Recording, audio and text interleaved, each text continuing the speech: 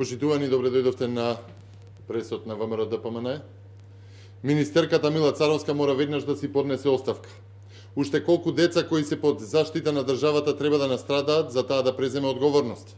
Уште колку деца треба да се соочат со доживотни психички и физички трауми за Заев да одлучи овој ресор да го отстапи на некој што ќе посвети внимание на социјалната грижа.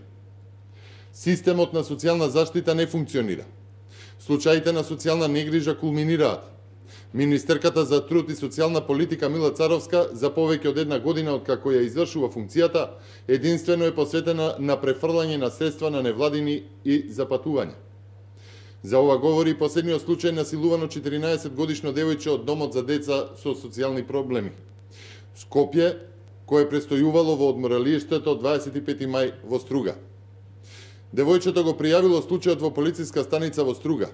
Министерството на Царовска негира дека се работи за силување. Немале таква потврда од МВР, па додаваат дека установата каде е згрижено девојчето ја обезбедила потребната стручна помош и заштита. Ова не може да се протолкува поинаку од скандалозно и бездушно. Облюба на малолетник е тешко кривишно дело за кое следи затворска казна од најмалку 10 години. Ова не е прв пат штитеници од домот за деца да бидат жртви на силување. Внимавајте, ова е само еден од низата такви случаи. Еден од многуте случаи кои говорат за негрижа на децата. Еден од многуте случаи кои ни говорат за сериозни пропусти за ситуации во кои потфрлува системот на социјална заштита. Домот за деца станува синоним за хорор и злоупотреба на децата. Еви зошто. Во февруари 13-годишно девојче од домот 25 мај абортираше, а случајот го обелодени Европскиот центар за права на ромите. Од центарот тогаш објавија дека девојчето се дочело за сексуално малтретирање, била принудена на сексуални односи и физичка работа. Она што е вознемирувачко и загрижувачко е што одговорните лица не го пријавија незиното исчезнување ниту в полиција, ниту на незините родители. Истиот месец се откри дека се бремени уште две девојчињи од домот 25 мај. Едната на 15 години ја прекина бременоста, другата, тогаш 17 годишна, одлучи да роди. Пролетта исчезнаа тројца штитеници од домот 25 мај во Скопје. Во Штип, тројца малолетници на возраст од 12, 14 и 16 години од згрижувачко семејство избегале во непознат правец. За Мила Царовска, бегството на децата од домовите е вообичаена пракса.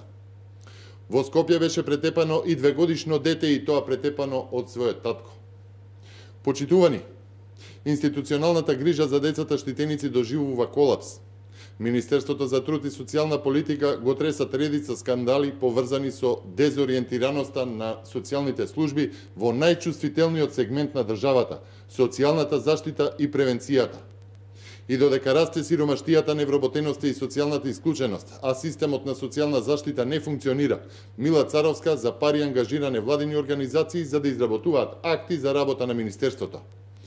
Нефункционалноста на системот на социјална заштита, пропустите и пред се неисполнетите ветувања за подобар систем, говорат дека манипулациите се основна политика на Заев и со тоа на Царовска. Ниедно дете не смее да е жртва на погрешните политики, негрижата и алчноста за пари во матно преку сомнителни тендери. Колку деца треба да исчезнат, да бидат злоупотребени за Царовски институциите да се освестат. Царовска треба да покаже доблесност и да си замине од оваа функција.